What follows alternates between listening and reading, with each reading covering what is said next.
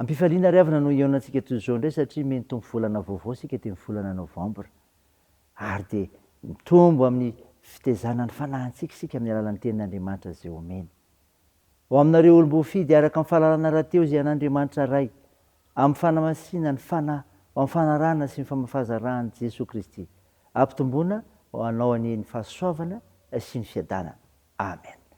Zoma 2 novambra 2022 mandinantsika ny lohahevitra vaovao indray manao hoe iaino ny toe-panahy araka an'Andriamanitra. Andeha riavana idera sakalazan'Andriamanitra isika. Haleloia! Sambatra ny olona izay matahotra an' Jehova sady makasitraka ny didiny indrindra. Ahery ambonin'ny tany ny zanany, ho tahina ny taranaka ny marina. Fananana sy harena ao an-tranony ary ho famarinany ahatra mandrakizay. Ao amin'ny maizina no mpiosahany mazava ao amin'ny mahitsy. Mamindra fosy miantra ary marina ireny. Sambatra ny olona izay miantra ka mampisambotra, tsy mba ho resy am-pitsarana izy. Amen.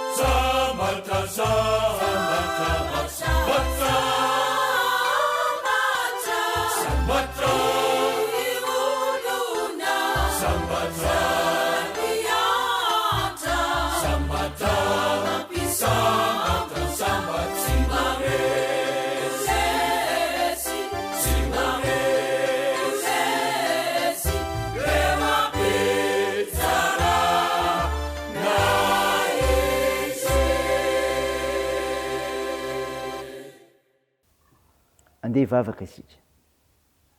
Andriamanitra mpamaly vavaka ianao, ary tsy mba mandao amin'ny ady atrehanay fa mame anjara toerana miavaka ho an'ny olona. Ko mankalaza sy midera ary mame voninahitra anao izay Tompo. Fantatrao ny fahalemenay ary tsapanay koa. Ko mangataka famindram-ponao hatrany izay. Mamindrafo aminay ary mamela ny helokay. Feno ny fananao masina izay anazavanay amin'ny fanambarany teninao indray. Kahaizanay tokoa fantatra tena aiaina ny toe-mpanaraka an'Andriamanitra. Dia amin'anao le Jesosy Kristy mpamonjy anay novanay izany vavaka izany. Amen. Ny ofinainao antsika amin'ny teny avy namalala amin'izao volana vaovao andro voalohany mentompo antsika izao. Dia hitanao amin'ny epistily soratan'i Paoly ho an'i Titosy. Titosy toko voalohany, andiny voalohany ka hatramin'ny fahaefatra. Mivaky toy izao amin'aran'i Jesosy. Paoly, mpanompon'Andriamanitra sy apôstôlin'i Jesosy Kristy hampandroso ny finoany ny olom-boafidin'Andriamanitra sy ny fahalalana tsara ny marina izay manaraka ny toe-mpanaraka an'Andriamanitra. Amin'ny fanantenana ny fiainana marak'izay izay nampanantenan'Andriamanitra tsy mahay mandainga hatry ny fony fahagola. Fa tamin'izay andro voatendry dia naseho ny teniny tamin'ny toriteny izay natolotra ho adidiko araka didin'Andriamanitra mpamonjy antsika. Ho an'i Titosy, tena zanako araka ny finoana iombona antsika, aneny fahasoavana sy ny fiadanana avy amin'Andriamanitra Ray sy Kristy Jesosy mpamonjy antsika. Amen. Ray masino, manamasinanay amin'ny fahamarinana, ny teninao ny fahamarinana. Amen. Ravana malala ho aminao ny fiadanana avy amin'ilay Jesosy Kristy mpamonjy antsika, le manatoetra tsara lay tahaka. Ny ofinainantsika teo Titosy toko voalohany andiny voalohany ka hatramin'ny fahaefatra, izay nanehoan'i Paoly ny amin'ny taratasy eto am-piandohana ny tanjona tena hotratrarina amin'ny maha-apôstôlin'i Jesosy Kristy azy.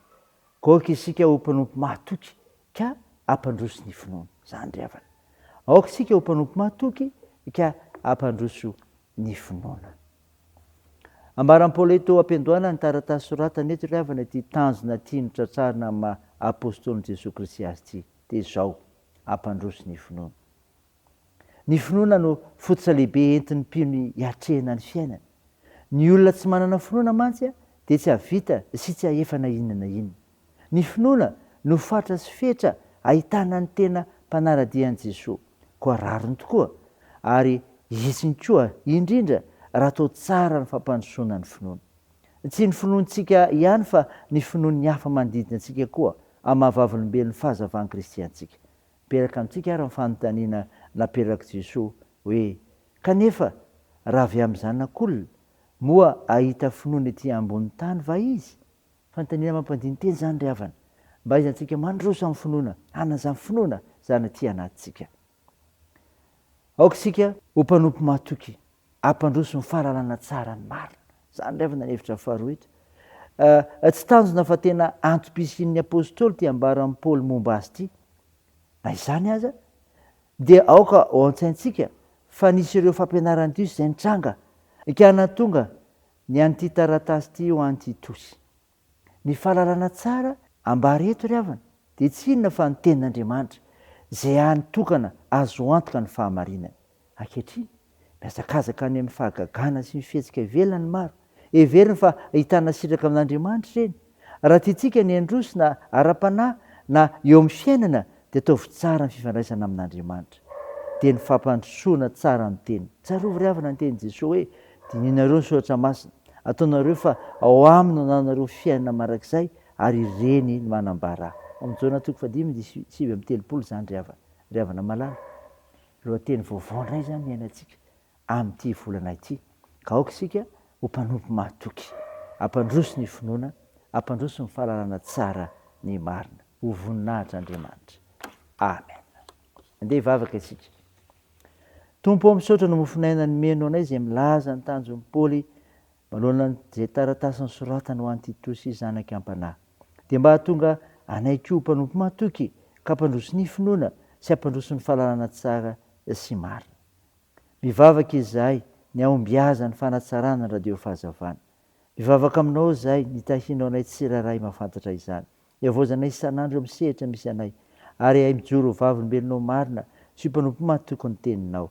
Sy ahay tianao ka haina soa ny fiarahamonina misy anay. Jesosy, vonjeo ny firenenay. Sotrandro marary mila ny vavakay, fa mpanasitrana ianao, kotoany ny asan'ny fitsaboana. Atanjao ireo azo pahoriana ka ampinoninao. Toandro ireo marefitry-kolona, ireo sahirana. Vonjeo arovy izay amin'ny toe-javatra misy hita amin'ny fiarahamonina misy anay. Mitahihany amin'ny fiazakazanay, amin'ny fianarana, amin'ny asa aman-draharaha, ny tokantrano, ny fikasana tsara rehetra. Aminaran'i Jesosy Kristy mpamonjy anay, naovanay izany vavaka izany, miaraka amin'ilay vavaka nampianarina anay koa manao hoe: ranay ao izay ny an-danitra, ao masinana eny anaranao, ho tonga anie ny fanjakanao, atao anie ny sitraponao ety an-tany ho tahaka ny an-danitra. Meo ny anio izay anona sahaza ao anay, ary mamela ny elikay tahaka ny namela anay izay meloka taminay, ary aza mitondra anay amin'ny fakapanahy, fa manafanay amin'ny ratsy, fanao ny fanjakana sy ny hery ary ny voninahitra mandrakizay. Amen. Raha isan'ny fotoana ry havana nitsodrana totranao aminaran'i Jesosy Kristy. Ilay Andriamanitra loharaha ny fiadanany hahatonga anareo voatokana tanteraka ho azy, ikarovany avokoa anie ny fanahinareo sy ny ainareo ary ny tenanareo, mba tsy hanatsiny amin'ny andro avian'i Jesosy Kristy tompontsika. Mitana ny tokony meny Andriamanitra tsy miantso anareo koa ka ho efainy izany. Amen. Dia ho an'Andriamanitra irery ny voninahitra amin'ny anaran'ny Ray sy ny Zanaka ary ny fanahy masina.